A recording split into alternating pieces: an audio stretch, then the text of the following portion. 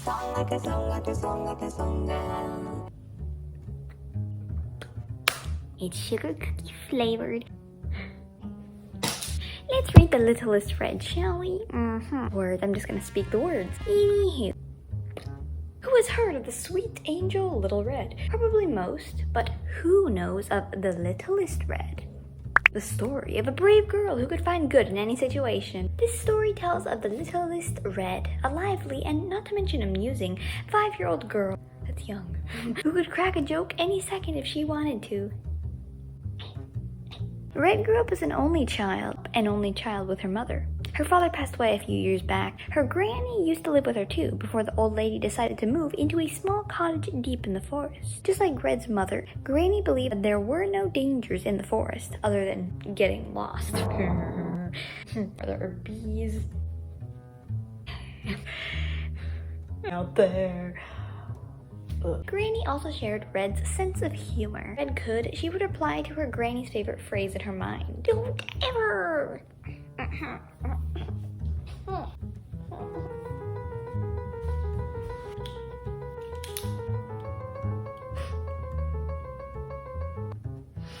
Don't ever judge a person by their age, because I am only 96 and I don't need any glasses. I drink straight from the bottle. Red loved her granny. However, as the years went by, Red's mother started to wonder about Granny. Still lived alone, deep in the forest. Being the concerned mother she was, Red's mother decided to go check up on her. She also planned to bring some goodies along to provide comfort to Granny. Before Red's mother could deliver the goods, however, she got extremely sick with yellow fever from a mosquito that bit her and could not leave bed. Red's mother was still concerned about Granny and thought of only one final solution. Red had to go, and she would have to go alone. Red, of course, did not mind this at all. She loved her Granny and missed her with her full heart. Before Red's mother had even considered letting Red deliver the basket, Red asked her mom if she could come along to visit Granny. To this, her mom said, "It's impossible for a little girl like you to make it through the woods without getting lost." The girl attacking it. Okay. Getting lost. Red would say, "Don't worry about me, for the word impossible just states, I'm possible."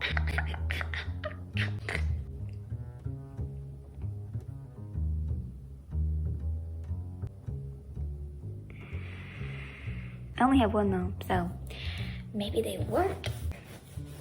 I'm itching myself. They're soft though, they're so soft. What even is a panda bun? They're actually like a little steamed bun, and they're filled with usually like a custard shaped like a panda. And I'm gonna give him a mustache because I like mustaches. Appreciate the slowness. Make a smiley face and just draw a mustache. Really take the time to wait for the line to finish. And then add some eyebrows. Okay. With her cunning phrases, Red was able to convince her mother to let her take the trip to Granny's house. Or maybe it was just that there was nobody else to take the trip. Nonetheless, Red's mother worried about this trip that Red would take, and so she gave Red a nice, soft red cape that would keep Red protected during her journey. Red chuckled at the cape and stated that the only thing it would do was make her look like a superhero.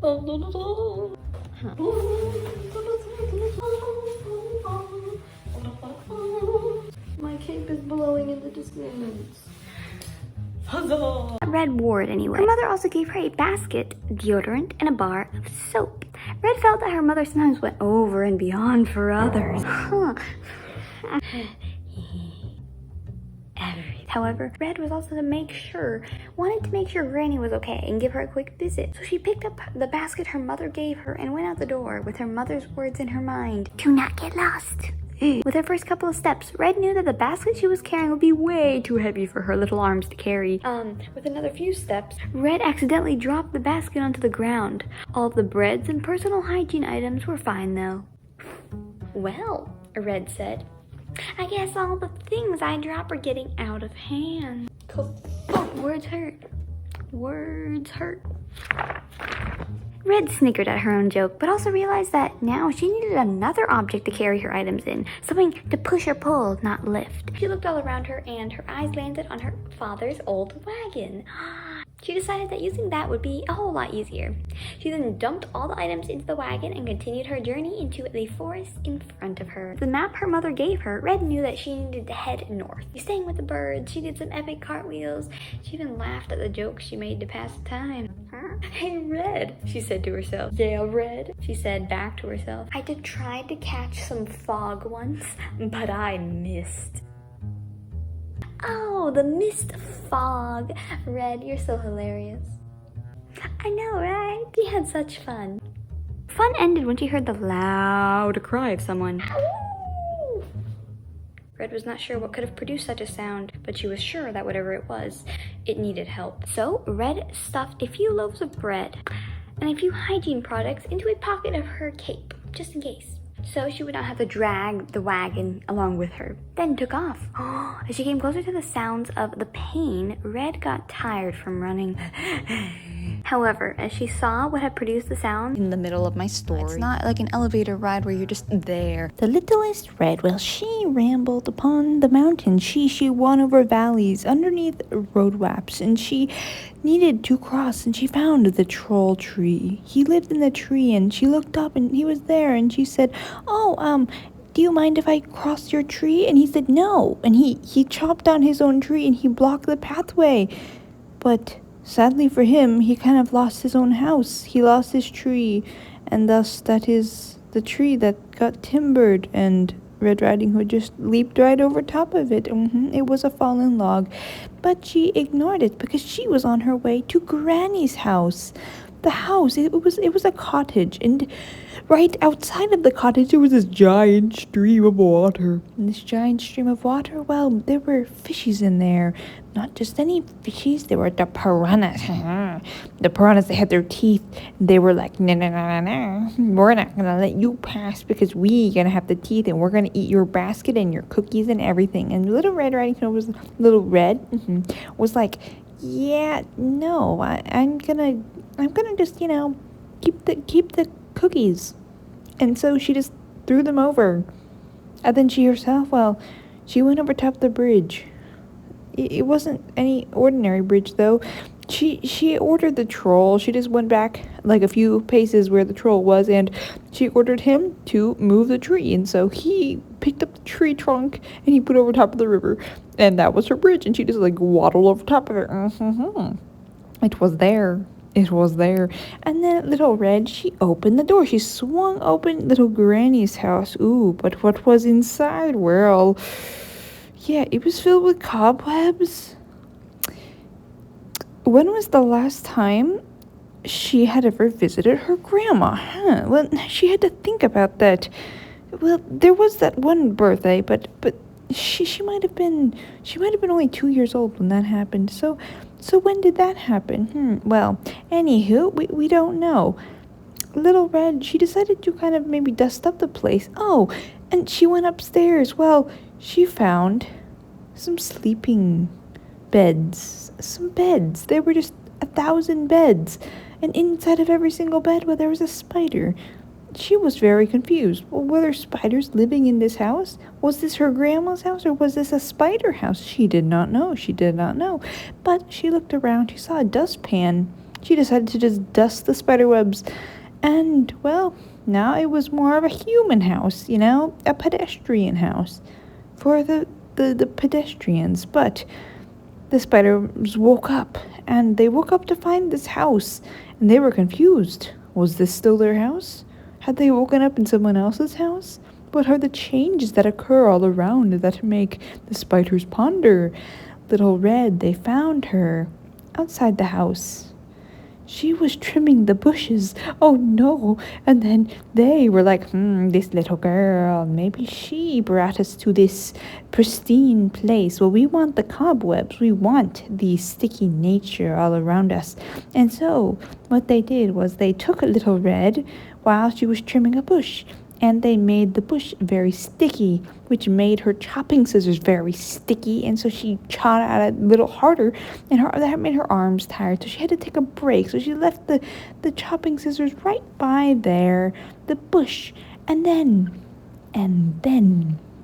she just shook out her arms, but in that process, the spiders, they sent the wave, and they sent the spider webs, and they tangled her arms as she was shaking them, and then she just started to notice that they started getting sticky all together, and she was like, what is going on? And so she just shook out her arms completely, more and more, and they got more and more webbed until eventually they were all cocooned together. The spiders had her in their grasp, and so they took her in through the chimney, and through the chimney, and out of the chimney, and under their pine tree, which they kept in the living room, and there, well, she was left as a gift under the tree.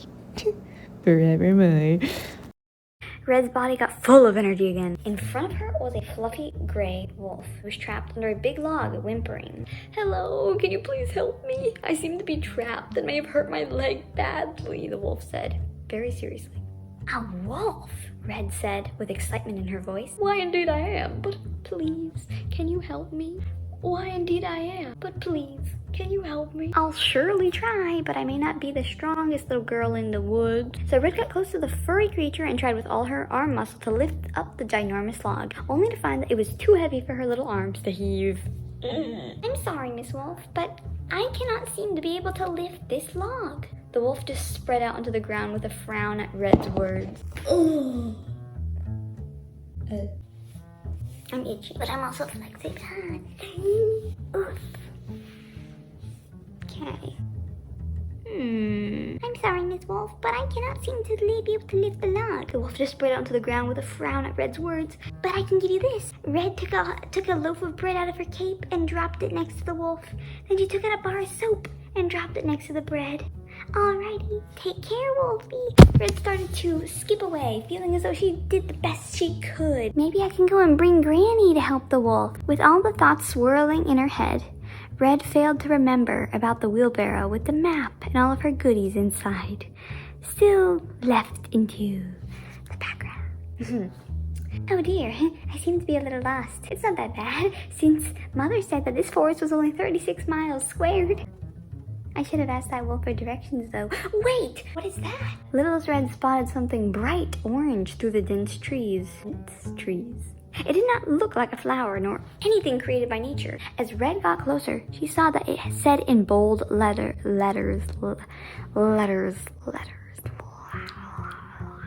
Granny's this way. There was an arrow pointing from the side of the sign that pointed toward a shallow stream of water. Red excitedly ran across it and through the sunny forest. Soon, Red was able to see Granny's cottage. She could tell it was her grandmother's because there was a big orange sign that said, Granny's Wonderful Cottage. All are welcome. Red happily made her way toward the house. Red said farewell to the wonderful forest that she had traveled through and that Granny lived in. But when no one answered Red's tappity-tap-tap on the door, Red decided to peek through the window to see if Granny was sleeping. Leaned in the window. This tiny peek proved her right, as inside on the bed lay a lump. Red decided to go on inside. She was inside though. Red was surprised to find the lump on the bed was a bit too large for an old lady. It was furry. And it had a snout. It was the wolf she saw earlier. And it was sleeping on Granny's bed. I wonder how he got in here, Red whispered, slowly walking closer to Granny's bed. With her next step, a loud creaking sound was produced off the ground and it radiated throughout the entire cottage. Creak. This noise startled the wolf, and it woke up for a second, stretched, and then went back to sleep. A wolf can't snore. Many mammals snore, including domestic pets like dogs and cats, as well as wild animals such as bears, lions, and even rhinos. Wow, that wolf looks pretty exhausted. Wait, where's Granny? You don't think...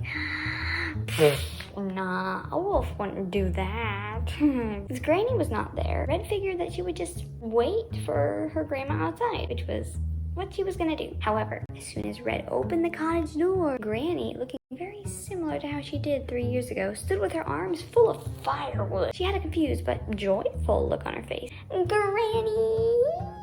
Red shouted, glad that she had been right about the wolf not eating Grandma. Oh, my little bunch pumpkin! Oh, my little bunch pumpkin, what are you doing here? Granny asked. I'll tell you later, Granny, but first, explain to me why a wolf is in your bed and why it's wearing your glasses. Whoops.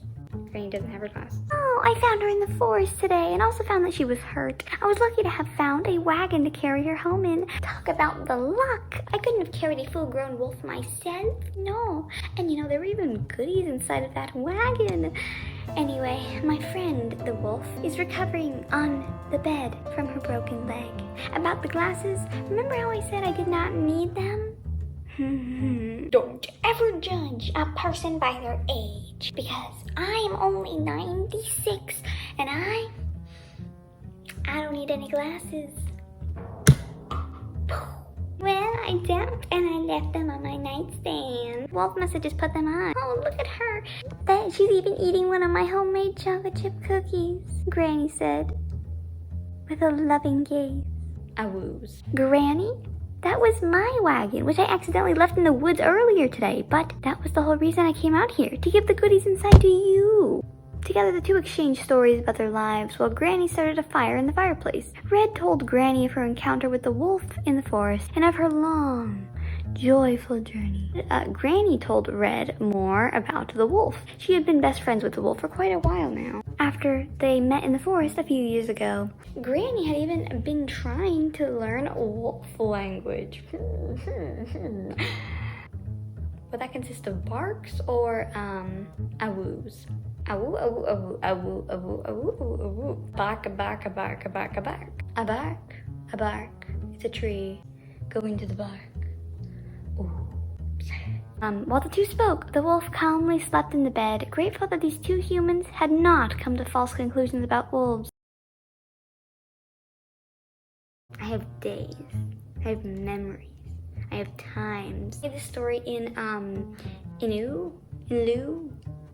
in dedication. Yeah. Goodness, I can't believe it. The mist of fog, how brilliant.